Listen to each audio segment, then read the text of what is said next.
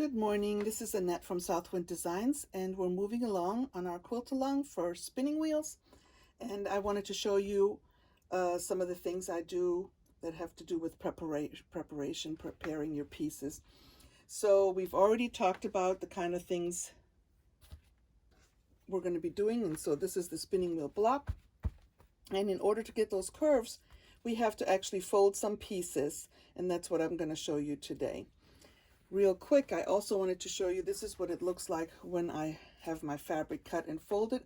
I usually put it all together on a board just to keep myself organized, and then I can kind of count through all my pieces, make sure everything's there. When I organize my pieces, each one of those little piles is 4. So then if I have to count a whole bunch of them, I'll just count my little bundles and I multiply by 4, and then I know how many I have. Like say this one is like the last little piece, I probably would put it this way so I know it's not a full 4 bundle, so to speak. But these are some of the things I've had. This is my border, this is my background, and now let me show you how to do some of that folding. I've already sorted out some of the pieces, so there's 2 ways that I like to do the folding. And the first one is I lay all the pieces down wrong sides up. Of course, batik probably doesn't have a wrong side, so you just pick the side that you prefer to be the right and wrong side. So this is one of the ways to do it.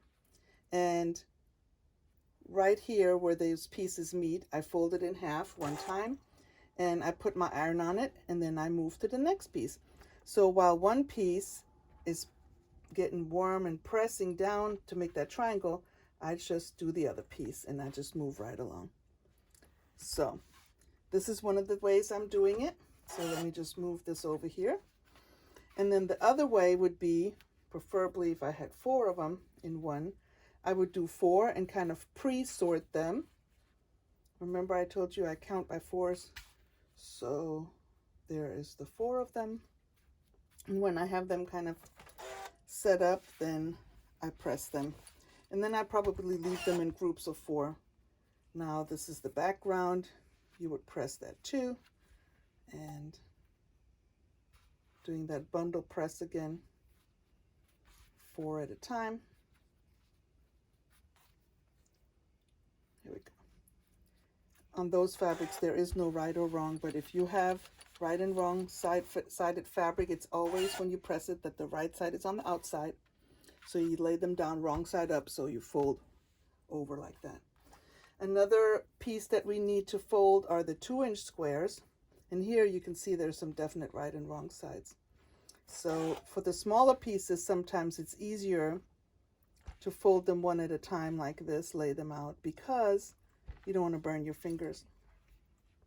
So these are the pieces here. And here's another one.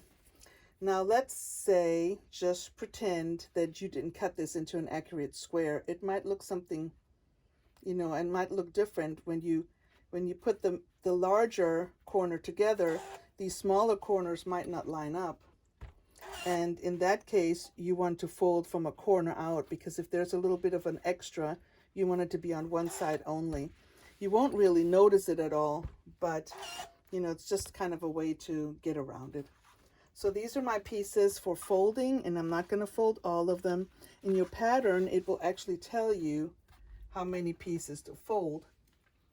And I believe it's 36 of the light and 20 of the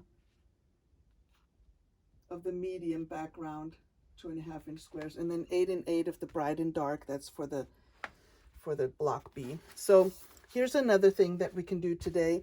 We can do strip sets 1 and 2.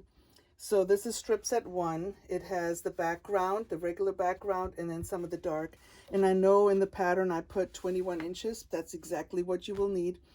But if you have little short pieces, you can just line them up and, cut an extra strip and you'll be good to go. But you can use your shorter pieces. It doesn't have to be exactly 21 inches.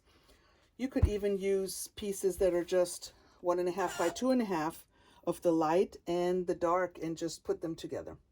But anyway, so the first thing I do is I press my pieces, and I know that I want to press to the dark, so the dark fabric is on top.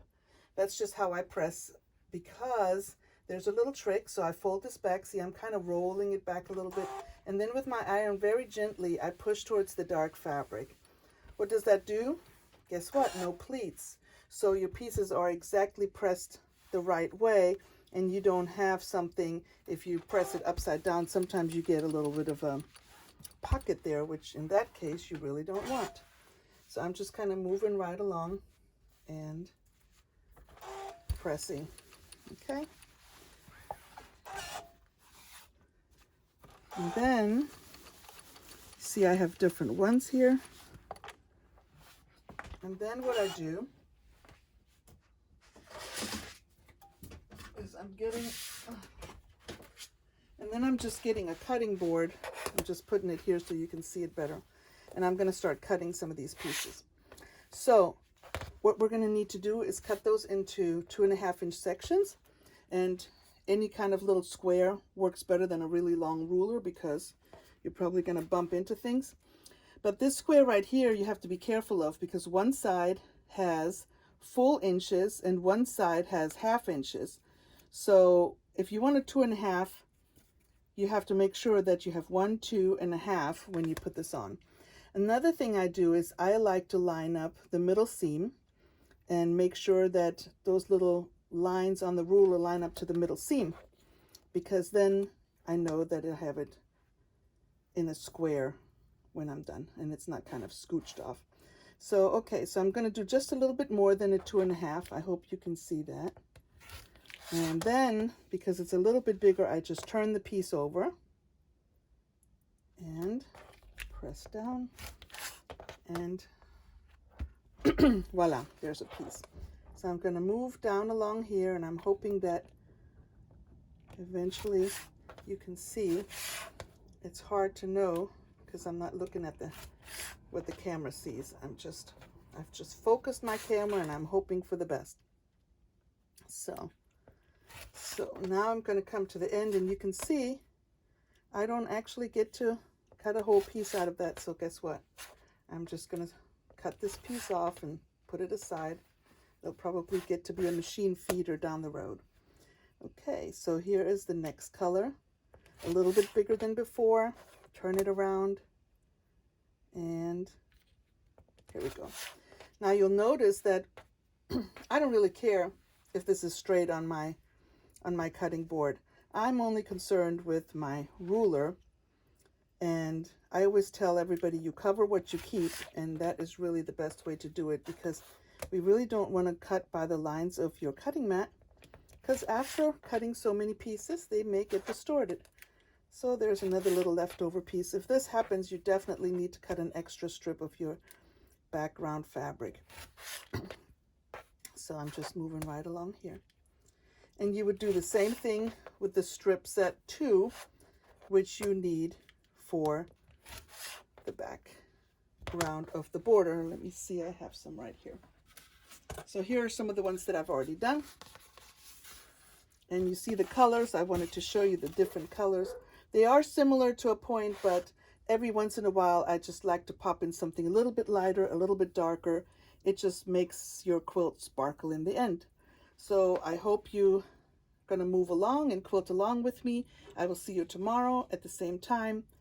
And if you have any questions, remember, just put some comments and I will answer them as soon as I can.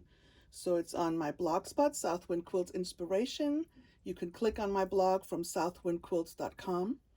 And I'm also going to post to Facebook, Southwind Designs, and my personal Facebook, Annette Ornelas, and Southwind Inspirations. So I'll see you tomorrow. Have a great day. Happy sewing.